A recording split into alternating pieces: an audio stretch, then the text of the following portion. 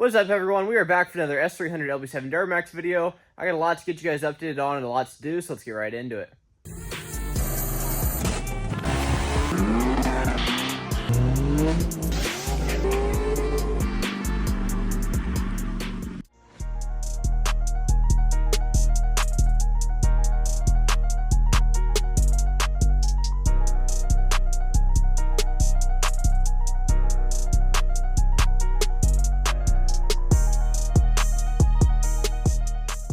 First things first, I need to catch you guys up from the last video. Obviously, the truck is back in one piece, and it does actually run. This video is going to be more of an update video. I do have some small things I need to do to finish up, but I mainly need to get you guys caught up on what's been happening. I did have a video halfway pieced together of me putting this truck together, but it really wasn't the best because it was a lot of work in a short amount of time, and I did not stop and record everything. So, ended up getting it running one day. It was kind of unplanned. I just kind of put everything back on, got the new radiator in. I think I ended off the last video. I had like set the pipes in, and that's about it. This truck does not drive yet. Really haven't revved it up much at all, even because the turbo isn't even hooked up yet. So that's one thing we're going to be doing today in this video, but let me give you guys a rundown of what exactly I did. I did put the whole front clip back on. This is temporary, only to make it legal to drive. Obviously, this is not going to stay like this, so it will be all coming back off later. For those that don't know the goals with this truck, I want 600 horsepower reliably. Not going to be doing anything crazy with this.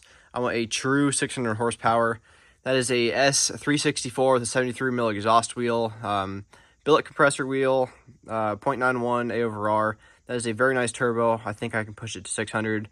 Full Worley custom fab, piping kit, billet topside thermostat housing, 10mm LBZ CP3, 65 over Dan's Diesel Performance injectors. Injection pump is also Dan's Diesel Performance. Built trans, triple disc converter, billet input shaft, 2,000 horsepower clutches, C3 oilers, valve body upgrades. There's some stuff I'm forgetting with the trans, but trans is way overbuilt for this engine, but that's the way I like it. Because I'd rather work on an engine than transmission, because this is right here. Transmission's back there, and I don't want to work on that. Before I explain too much, I guess I can prove that it runs. We have the fast priming. There are a couple codes. This truck had EGR, no longer has EGR, so that's got to be tuned out of it. And there's a couple other things I got to do, but here it is.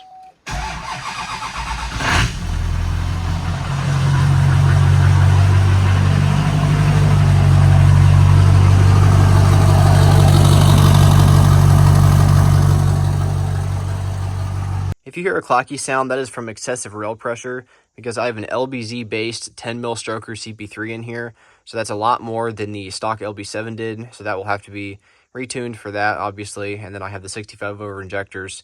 So the tune will fix the loudness of the injectors and the rough idling. But for what it is with it right now without a tune, it actually runs pretty good. The fast has been working good. I do need to fix this fast wiring.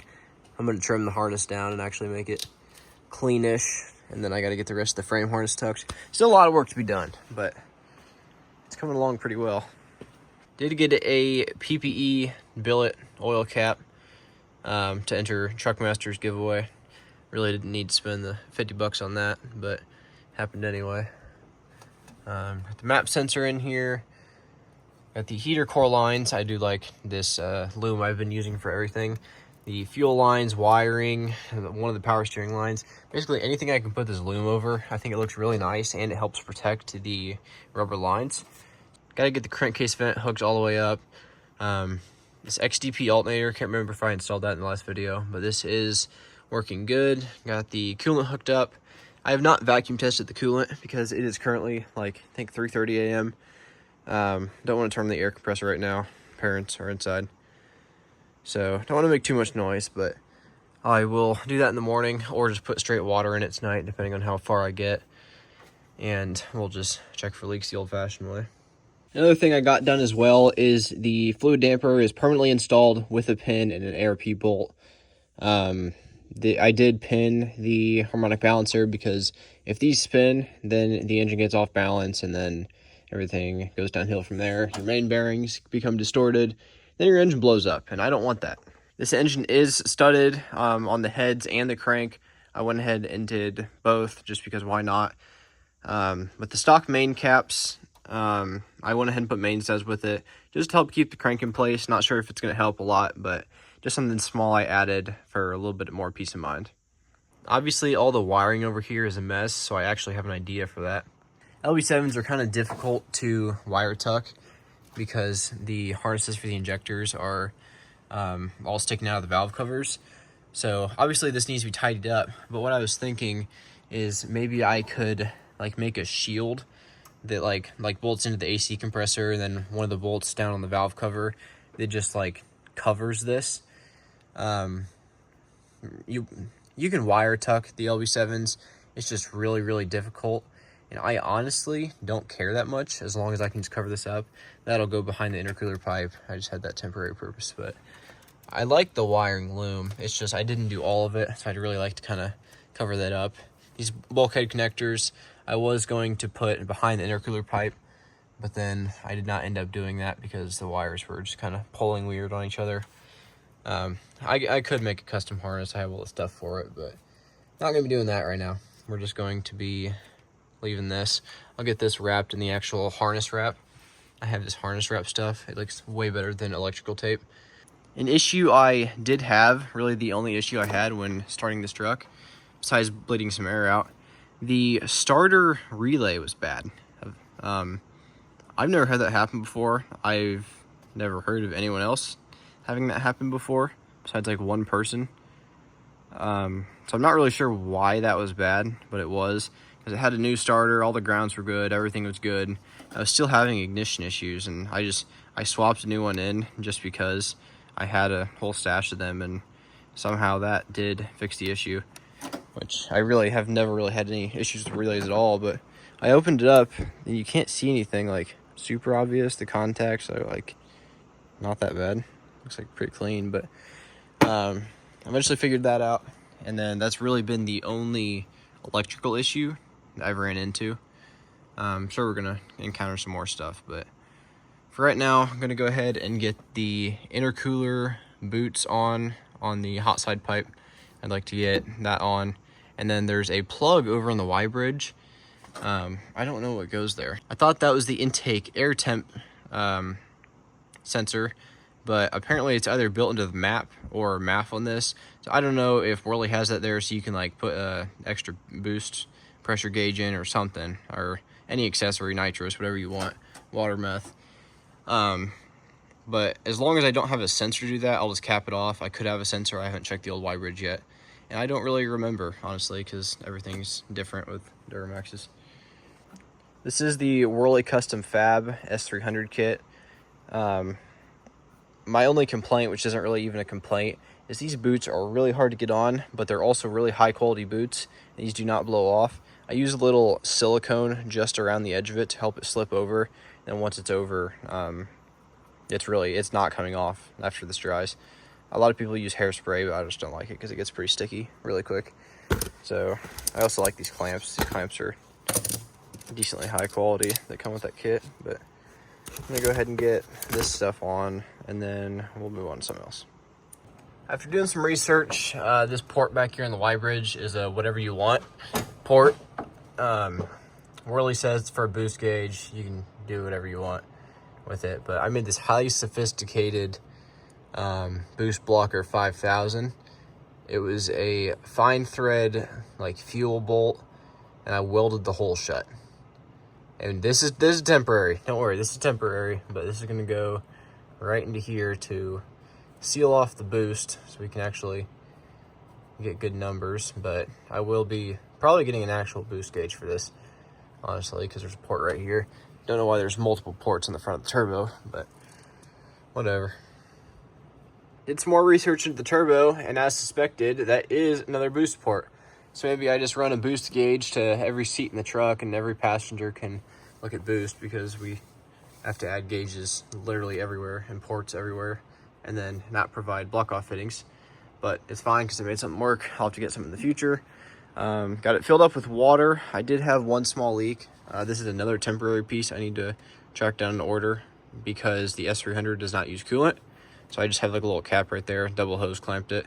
Here is the to-do list. The engine, the crankcase vent needs tightened, AC lines, fan clutch, Map sensor I already did, which I'm going to go ahead and X that off.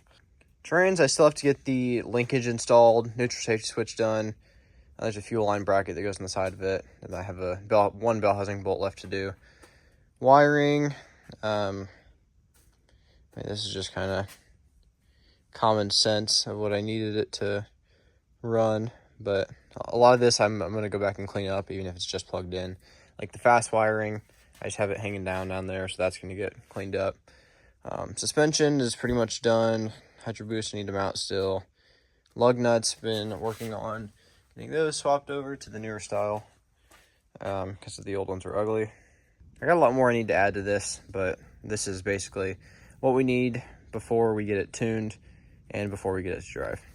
Rear drive shaft over here, I polished it once. It was pretty bad. I'll have to go back over and do it again. But that is going to stay polished. I have some new Spicer U-joints for that. And then I have the yokes painted. Got that one done, that one done. The front drive shaft, we're just going to paint black for now. We have spicers for the rear. And then I'm honestly not sure what these ones are. Never heard of these, but these are for the front. Really shouldn't be putting that much stress on the front, which is why I got some cheaper ones. But four-wheel drive launches and stuff like that, you definitely have to upgrade these. But for what I'm doing, these will work just fine. Real quick, I would also like to explain the cooling stack. I have an XDP, the extra cool radiator. It was like the cheapest upgraded factory replacement. Supposedly a different fin design. Got the intercooler cleaned up. That's a stock intercooler. I will be upgrading that in the future. But a good intercooler is about $1,000, so not doing that right now.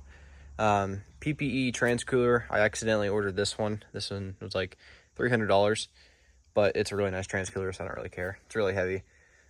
Extremely oversized. The factory one is, I don't even know where it's at. The factory one's honestly like embarrassing. I don't know why that's all the factory one is. We'll go compare this one to the upgraded fleece one. First of all, the fleece is way more thick, and then obviously that's quite the size difference. That's even with the bottom right there. So that is a lot more surface area, and then I have the fleece trans lines as well, the hydraulic lines that go down over there onto the side of the trans. Really nice kit. It's probably the easiest kit to install in frame because you don't want to do the hard lines in frame. I also got to get that TCM mounted. I think on the LB7s it goes like up here on the radiator shroud, like all the other ones. But I don't know if I'm going to run a radiator shroud, or at least an upper in this one. Or I might just do the upper to put it there for now, but I'll just figure out something for that. Get that mounted in the proper location. The exhaust, I got the downpipe hooked up on the back of the turbo. And then I have that right there hooked up. I only have 4 hangers on the exhaust. I think I'm going to add another one just as some more stability, but basically the engine is completely done, ready to go. The AC lines, I am just capping all these off for now. I just got some plugs in the compressor up here. I will be putting AC back into this, but one of the AC lines goes over the turbo and then down to the, I think that's the accumulator down there. We're not going to be doing that because I don't want a AC line going straight over the nice fancy turbo.